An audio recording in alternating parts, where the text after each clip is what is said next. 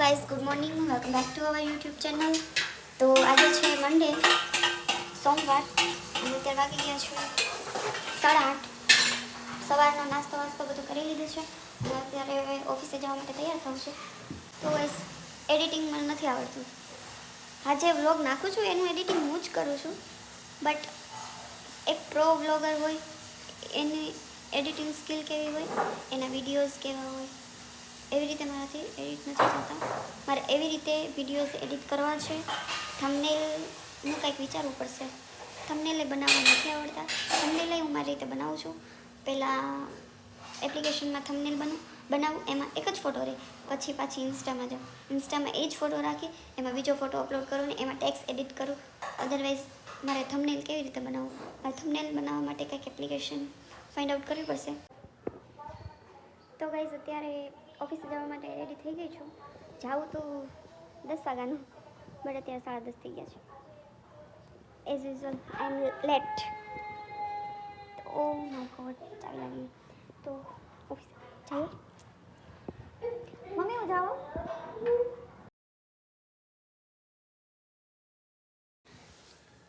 તો ગાઈઝ, અત્યારે હું ઓફિસેથી આવી ગઈ છું અને હવે અત્યારે મારે રસોઈ બનાવવાની છે. તો આ કપડાં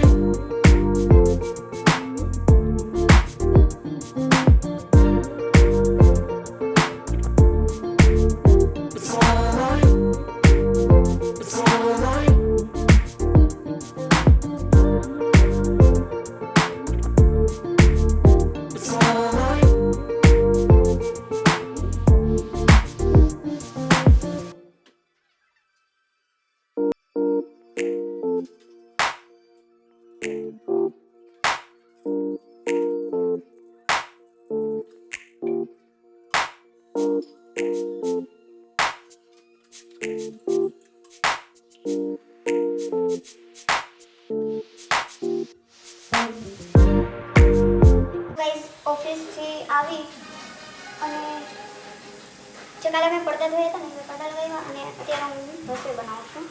અને મારી ફ્રેન્ડ આવે છે, એને PSIનું ગ્રાઉન્ડ છે કાલે. એ કે જમવાનું સાદું ને સિમ્પલ બનાવજે, અદરવાઇઝ એ કે તું બીજું કંઈક બનાવીશ ને તમારું રનિંગ થઈ જશે એમ કાલે. તો મેં કીધું કે હા, હું સિમ્પલ જ બનાવીશ.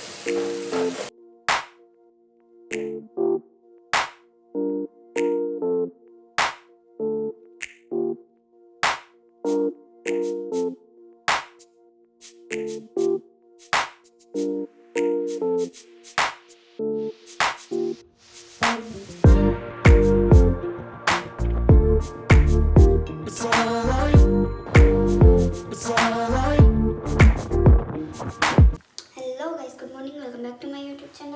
તો અત્યારે વાગી ગયા છે સવારના 6 અને હું 5 વાગ્યાની ઉઠી ગઈ હતી. 5 વાગે ઉઠી, બ્રશ ને ફ્રેશ થઈ અને પછી મારી બે ફ્રેન્ડ આવી હતી અને હું રનિંગ હતું આજે, તો એને ત્યાં મૂકવા ગઈ હતી. મૂકીને જસ્ટ આવી જ છું. તો અત્યારે હવે 6 વાગી ગયા છે. નાસ્તો બનાવું અને રસ્તામાં આવતી હતી ને, તો ત્યાં રસ્તામાં પછી જતી વખતે તમારી જોડે બે હતી, આવતી વખત કોઈ નહોતું, હું એકલી જ આવી. ત્યારે રસ્તામાં કૂતરા હતા અને મને કોઈ બીક લાગે, અંદર ધક થવા માંડે. કૂતરાથી મને બહુ બીક લાગે છે, તો પણ બીતા ઘરે આવી ગઈ. હા, હાલો, તે વાગે ગયા 6 અને હું અત્યારે રસોઈ નાસ્તો બનાવું. પાયલ નીચે છે, અમારે પીવાનું પાણી અને સવારના 5 વાગે આવે તો પાયલ નીચે પાણી ભરે છે અને હું અત્યારે બનાવું છું નાસ્તો. તો ચાલો નાસ્તો બનાવીએ. તો ગાઈઝ, અત્યારે મેં અહીંયા મૂકી દીધા છે ઢોકળા, મૂઠિયા ઢોકળા. અને આ અહીંયા અત્યારે આ રાતનો રોટલો પડ્યો હતો, તો એને હું અત્યારે આવી રીતે ક્રશ કરું છું અને તેનો રોટલો વગર નાખું અને અહીંયા ઢોકળા મૂકી દીધા. તો હાથેથી કરવાની ટ્રાય કરી હતી પણ હાથેથી નથી, આ ઠંડો રોટલો થઈ ગયો હોય ને એટલે. તો મેં આને મિક્સરમાં આવી રીતે ક્રશ કરી લીધો છે અને હવે હું આને વઘારીશ. એમાં લસણ અને અહીંયા મારી મમ્મી ડુંગળી ટમેટા મારી મમ્મી સુધારી દઈએ એટલે હું એને પોટલાને વઘારી નાખું. અને આને હજી 5 મિનિટ સ્ટીમ થવા દેવાના ઢોકળાને, પછી એને પણ વઘારવા પડશે. તો પહેલાં રોટલો વઘારી નાખું.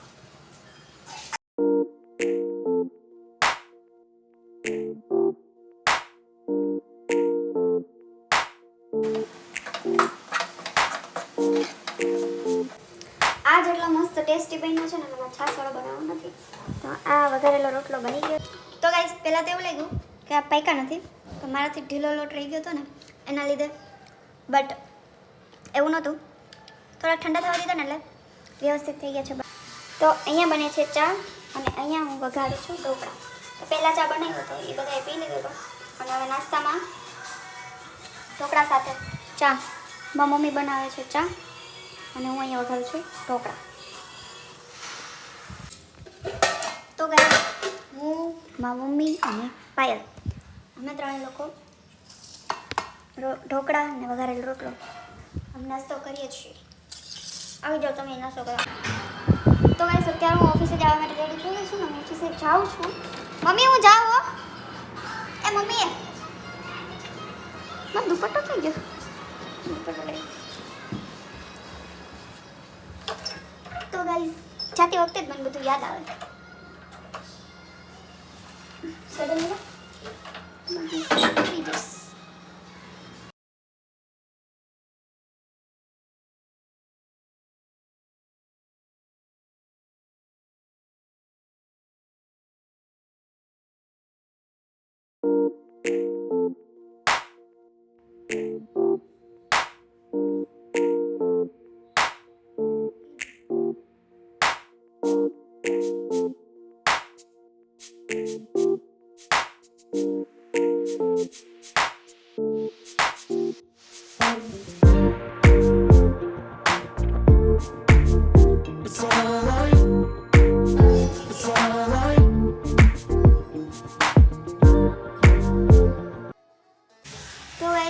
ઓફિસથી 7:30 વાગે ઘરે આવી ગઈ હતી અને ઘરે આવીને પછી મેં બપોરનું જે પડ્યું હતું એ જમી લીધું અને બાકી બધાએ અત્યારે જમ્યું છે. મને બહુ ભૂખ લાગી હતી તો મેં આવીને ફ્રેશ થઈ અને જમી લીધું. અને પછી હું ને પાયલ ગયા હતા પ્લાસ્ટિકનો સ્ટોર અમારા ઘરની પાછળ જ છે. તો ત્યાં છે ને બધી 20-20 રૂપિયામાં સેલ હતો. તો 2 દિવસથી જવાનો વિચાર હતો, તો 2 દિવસથી જવાતું નહોતું. આજે અમે ગયા તો બધી વસ્તુ વેચાઈ ગઈ. જે અમારે લેવાની હતી ને બધી સેલ થઈ ગઈ. પછી વધી ગઈ તે વસ્તુ, આટલી વસ્તુ લઈ લીધી. કાલ મને 3 દિવસથી કન્ટિન્યુ કહેતી. આજે મોર્નિંગમાં કીધું હતું કે હા જાય લઈ આવ્યા. કાચની બરણી ને પ્લાસ્ટિકની બરણી ને 20-20 રૂપિયા બધું હતું. પણ we are late. All product has been sold.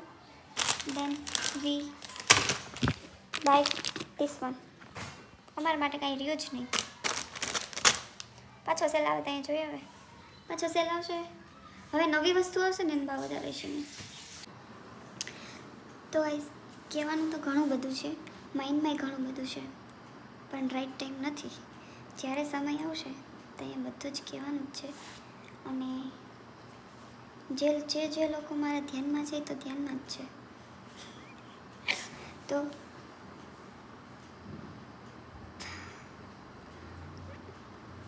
આમ હે ને વ્લોગ હું શૂટ ન કરતી હોય ને ત્યારે મારા માઇન્ડમાં ઘણી બધી વાતો હોય. હું આવી રીતે કહીશ, આમ કહીશ, તેમ કહીશ, એન ટાઈમે બધું ભૂલાઈ જ જઈએ. તો ગાઈસ આ વ્લોગ આપણે અહીંયા જ એન્ડ કરીએ. તમે મારી ચેનલને સબસ્ક્રાઈબ કરી દેજો, લાઈક, શેર અને comment also. Bye bye guys. તો આપણે મળીએ નવા વ્લોગમાં.